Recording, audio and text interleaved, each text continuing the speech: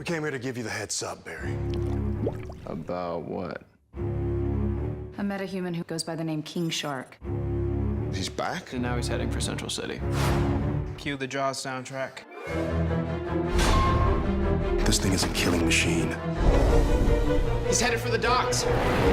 Let's do this thing! How's it going, everybody? Today I'm going to be reviewing Season 2, Episode 15 of The Flash, King Shark. Spoilers for the episode. If you've not seen it, go watch the episode, then come back here. We start off, and we got a crossover episode, a mini crossover, that is. You get Diggle and Lila coming over from Star City. They're helping out the team because, lo and behold, now Lila is the head of Argus, and King Shark, apparently he's not dead. He was held by Argus, escapes, and a very Jurassic Park feeling at the very beginning there, but he escapes, and that is our conflict for this week's episode. Barry, meanwhile, is trying to deal with the repercussions of going to Earth 2, and him and Cisco and Wells can't tell anyone about what happened on Earth 2 just because they don't want to influence what's going to happen here on Earth 1, and we get that whole fallout. First of all, the visuals on King Shark were amazing. They were on par with Gorilla Grodd. I'm so excited that they looked awesome. King Shark's a really cool character. I was fascinated by him earlier in the season, so I'm glad he came back as one of the villains this episode. Great stuff from him. Even when they had to catch him, the fighting, like he was a very formidable opponent for the Flash, and it's always great to see someone actually give the Flash a challenge. That is. Meanwhile, Caitlin's kind of down in the dumps. She just lost Jay Garrick. He's been killed, or presumably killed at least. And Cisco's thinking, oh, she's kind of being a bit rude, and she's cold, and what's going on with her, and he fears that she's going to become Killer Frost. And it kind of lets him slip. Again, it always seems to be Cisco slipping with all these type of things. He eventually he slipped, I think, early in Season 1 about Barry's identity to someone, and he's slipping again here. But we get to see that all play out, and it led to a fun moment near the end of the episode when Caitlin kind of plays it's like I'm cold or whatever, like I hate that name, Caitlin, and it was a really good moment. It was really funny. Love those. Lots of Jaws references by Cisco and pop culture stuff. Cisco funny as always, and those were awesome. Some of the worst part of the episode, though, I would have to say is Barry and Wally, their whole subplot.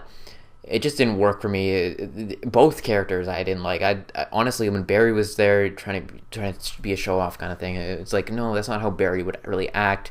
I'm sure, I guess he's going through his stuff, so it's kind of forgivable. And then, in particular, again, Wally just being, it seems like he gets upset, and then by the end of the episode, it's all good.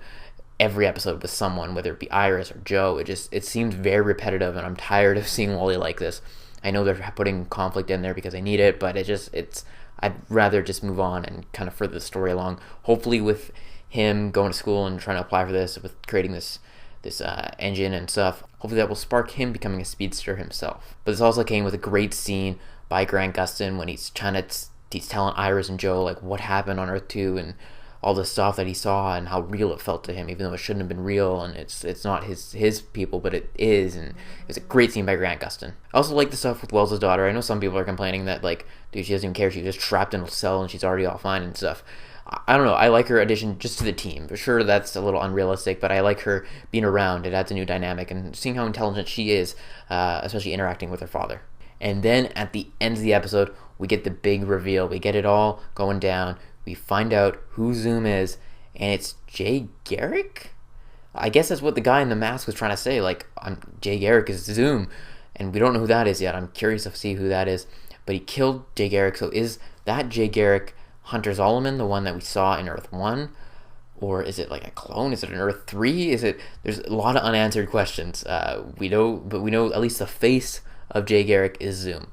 Whether he's Earth 2, whether he's Earth 1, whether he's Earth 63, who knows? I'm curious to find out how this plays out, especially who the guy in the mask is. I'm wild guess.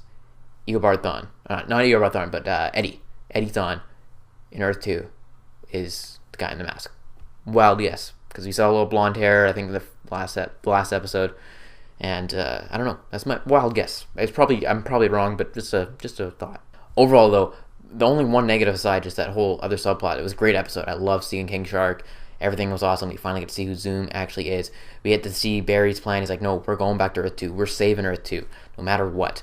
So I love seeing that. Again, let me know your guys' thoughts on the episode in the comment section below. Again, be sure to like this video and subscribe to my channel for more videos each and every week. These episodes just keep getting better and better. I mean, like, the string of 3 episodes have been awesome. hopefully it continues. Anyways, that is it, and I will talk to you all later.